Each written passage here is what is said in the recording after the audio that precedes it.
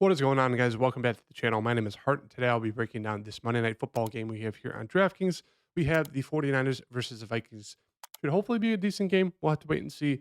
But 500K up top to first place, so a bunch of money to be won. I'll be talking through some of my favorite core plays, as well as building a potential lineup for you guys tomorrow, based on the news we have so far. So make sure to hit that like button and subscribe, and let's get right into this breakdown. So obviously, you want to jump right into the odds for tomorrow. So as we can see here, 49ers Vikings 6.5 point spread favored to the 49ers in a 43 game total. Second thing I want to do before I get into it is jump over to the 49ers side here in terms of just seeing what their snap count is, because obviously the big news right now is Debo Samuel is out, which is huge news there for the offense. And then CMC questionable. So that'd be massive news if he misses or if he's, somewhat limited. Because, obviously having one star out, possibly two, really, really going to be interesting to see how this 49ers offense runs with, one, if not both of those guys being out. So let's jump into snaps real fast here. With CMC, obviously, if he's out, I do expect Elijah Mitchell to be the running back too, and Jordan Mason to be more so of that third down back in terms of catching passes out of the backfield. Maybe third and long. He's going to be that pass catching back, but Elijah Mitchell will be the first down, second down, bruiser back. That's kind of my thoughts there. Obviously, CMC is good to go, 100%. Let's treat it as such. Let's kind of expect him to go for 70+% of snaps. Maybe if he's good to go, but they say he's some sort of limitations, I'd say we can expect probably around 50% of snaps. It really just depends. We really don't know what's going to happen until we get that news tomorrow. So obviously stay updated. Kyle Juszczyk, he'll be out there. He'll run routes. It's just he's only really gotten targeted like once or twice. So if you're feeling frisky, you can definitely go to him, especially if there's somewhat limited CMC or no CMC at all. In terms of the wide receiver situation, obviously no Debo Samuel. So Brandon Ayuk will be a wide receiver one. Juwan Jennings will be wide receiver two. Ray McLeod will be wide receiver three. And then they will mix in some Ronnie Bell. As you can see, it was pretty much the Ronnie Bell show at first. The rookie, his snaps have been trending down. Raymond McLeod wasn't really getting much at the beginning. His have been trending up. And, Juwan Jennings has kind of been just somewhat in the middle between those two in terms of just his snap count share. So I do think they'll use all four. I do think it'll be the main ones, obviously Ayuk, Jennings, and then it seems like McLeod will be that wide receiver three, and then Rami Bell will be the wide receiver four. In terms of tight end, George Kittle show, they really don't use much besides that. Moving on to the Vikings side here, no big news. Obviously, JJ is still out, so that's really the news there.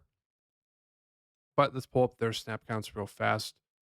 Alexander Madison, obviously with the Cam Akers trade, he hasn't seen more than 30% of the snaps. Last week was actually his lowest amount he's seen, only 16%. So it still seems like it's the Alexander Madison show that he's going to see three-fourths of the carry, if not more, about 65%, if not more, compared to Akers. So that's kind of my thoughts there. KJ Osborne going to be wide receiver one, Addison wide receiver two, or however you want to rank them. And then wide receiver three will be Brandon Powell. It was kind of surprising. They did not use any other wide receivers. They just ran three wide receivers and that's it. So I don't think we should expect or get weird with the fourth or fifth wide receiver option for the Vikings, because it seems like they're content on running three wide receiver sets. Or if they need some more pass catchers, they're going to just throw out the Josh Oliver. As you can see, played about 40% of snaps, and they did throw out some Johnny Munt as well. But yeah, three wide receiver sets is kind of the Vikings standard right now. With TJ Hawkinson going to be playing 80% or more of the snaps, and they will mix in some Josh Oliver and Johnny Munt, as I said. So with that in mind, obviously the massive news everyone's talked about is CMC. Is he going to be good to go? So my thoughts on the situation is there's three routes. I guess there's four, but the three main routes. CMC is out. If he's out, as I said, I do think we're going to want to load up on Elijah Mitchell. Comes in at a great price tag, 5,600. He's a really solid back. It's just one of those things. It's hard for him to stay healthy. That's his only issue. Only downside is it's just tough for him to stay healthy. But if there's no CMC, we're going to want to load up on Elijah Mitchell. Depending on ownership, you could definitely look to Jordan Mason. But I'd feel a lot safer with Elijah Mitchell. Do think he'll be the main running back one if there's no CMC. If there's CMC and he's limited, obviously we do not know the fashion that he'll be limited unless they came out with the news, before the game that they told us he's gonna be like 50% limited, 75%. I doubt they'll say that. I doubt the 49ers will come out and say how limited he will be if he is.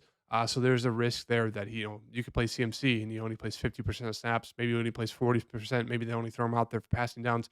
Who really knows? It could be interesting, especially since they have no Debo, so they really, really need to rely on Ayuk, Kittle, and CMC if he plays. But it's one of those things, they don't want to get him injured, even if he is good to go. There's always that risk of re-injury, making it worse. So that's the biggest question mark on the slate is CMC if he's good to go and how good to go will he be.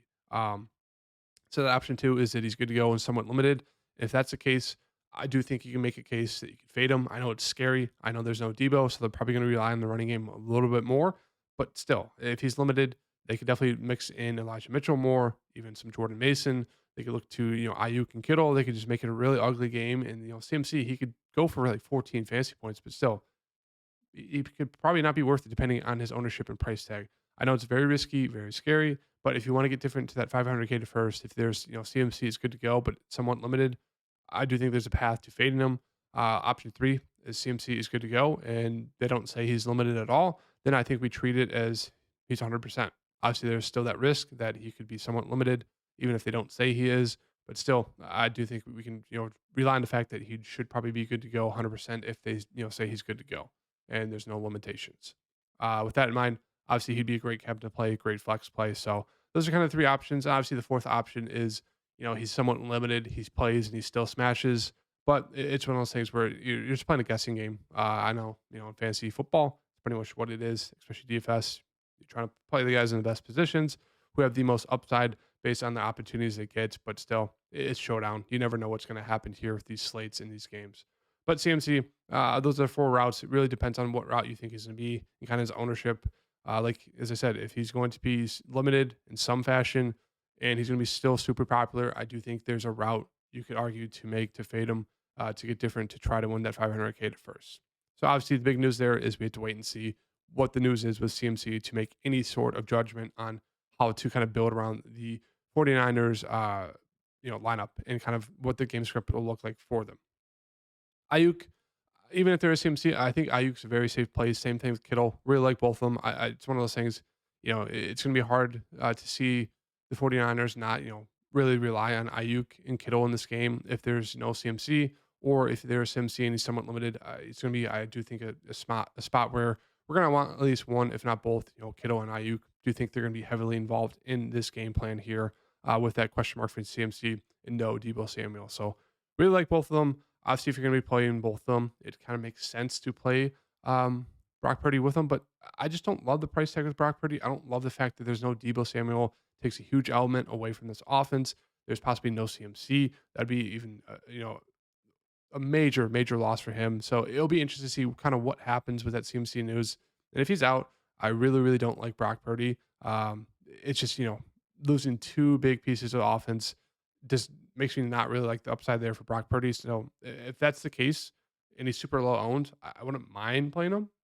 It really just depends on the ownership there for him. But yeah, don't love the upside here with Brock Purdy with the possibility of no CMC. And obviously there is no Debo Samuel. Moving on down here, obviously I mentioned, Jordan Mason, mentioned Elijah Mitchell. I think, Elijah Mitchell will be running back one if there's no CMC. If there is CMC and he's somewhat limited, I do think it could be a solid play to get to Elijah Mitchell. Maybe they rely on him more, but I'm going to rank it as Elijah Mitchell over Jordan Mason. So with that in mind, I prefer Elijah Mitchell unless, there's like a huge discrepancy in terms of ownership. Like maybe Elijah Mitchell was coming in at like 15, 20% more than Jordan Mason. Then you can make the argument to get to Jordan Mason if there's no CMC. But if there's CMC, it's going to be CMC, Elijah Mitchell, and Jordan Mason in terms of the pecking order. And if that's the case, I don't like any Jordan Mason at all, unless you're playing 150 lineups and you can throw him in a few. Moody, pretty pricey at 5.4 here for a kicker. Obviously, with no Debo Samuel, possibly no CMC, you'd expect the offense efficiency to really drop and plummet. Maybe makes more sense to play a kicker, but still don't love the price tag there with him at 5,400. Coming off his worst game of the season so far. San Fran D, I'm sure they'll be popular. Kirk Cousins with no JJ, they do like to turn it over. They have a lot of fumbling problems. 5,000 for defense. It really just depends on ownership for me. Like if they're going to be mildly owned, don't mind playing them. But if they're going to be super, super popular, It's just one of those things. I'd never like playing a super popular defense, and it rarely works out.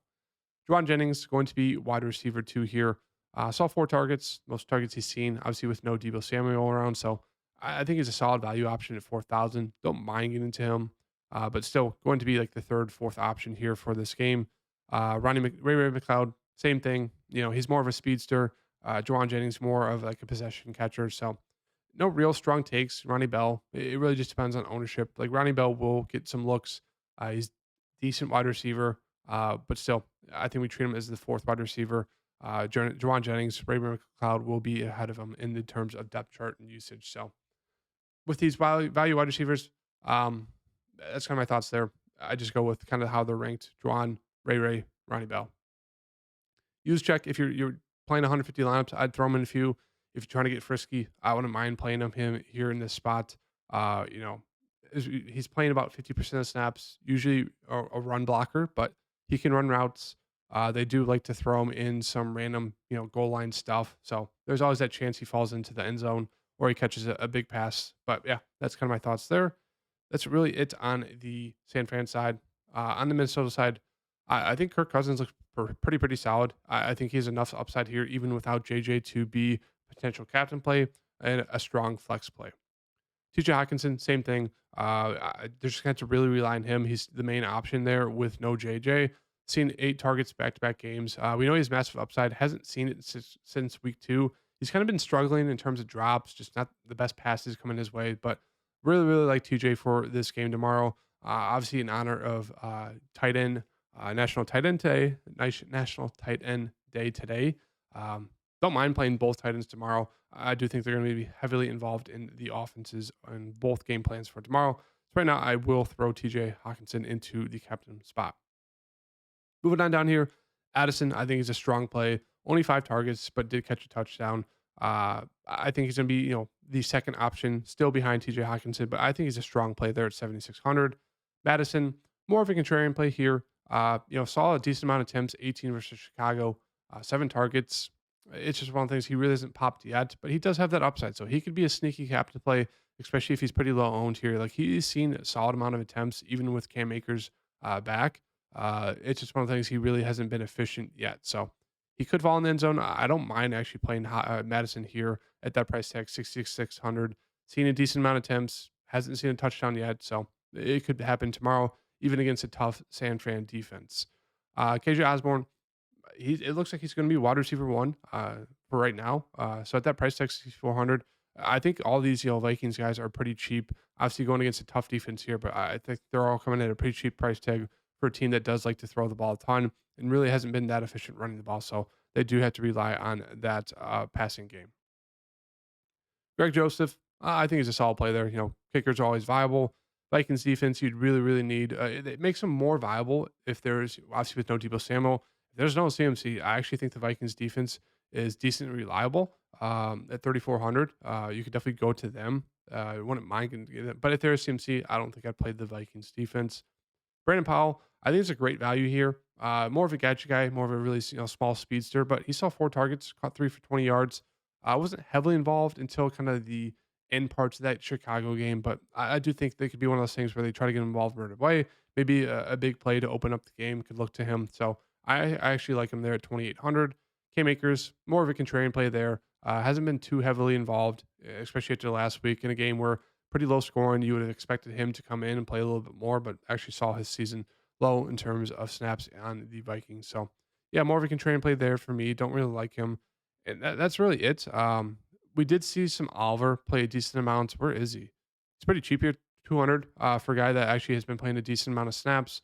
We'll get a few targets, a few looks. Nothing too crazy. He's not the most athletic or the fastest on the field, but he's running out there. He's running routes. He's playing like 40% of the snaps. They do like to run double tight end sets. So Oliver is definitely a value play down there. You could get to at $200 if you're looking for some salary relief. But that's really it there. Obviously, the Viking side looks a lot more appealing in terms of just their price tags and guys that do have a decent amount of upside. So right now to kind of finish off this build here, as I said, it really depends on the news of their CMC. So it's gonna be hard to build a lineup when it's just a guessing game right now. But that's just for the sake of this video. Let's just say CMC is out or somewhat limited. I wouldn't mind getting to the running back Elijah Mitchell. Or actually, let's just say CMC is good to go right now, but somewhat limited. With that in mind, just for the sake of this video, let's just do a fade. Let's just be very, very contrarian and fade them, and then go with more of a Vikings play here, kind of attacking that Vikings defense. Kirk Cousins, if TJ Hawkinson in the captain spot, want to get to Kirk Cousins there. I do like Powell as that cheap value play down here, 2,800, leaves you with 5,400 left over, allows you to pay up for Moody. You can get very, very contrarian and, play up for the 49ers defense and play them against more of like a Vikings onslaught there.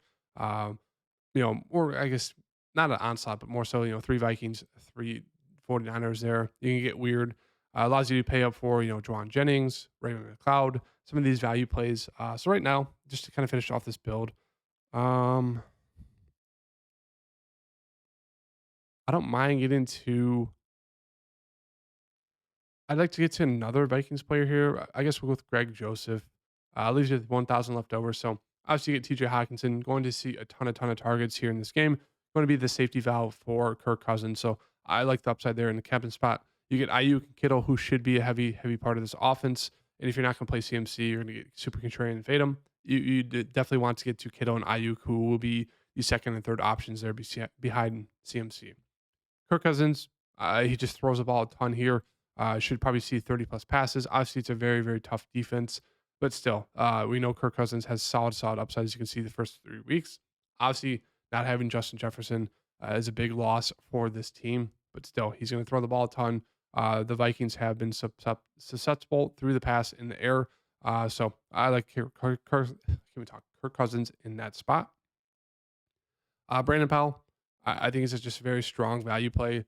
Wide receiver 3 should see probably 50+% of the snaps, if not more.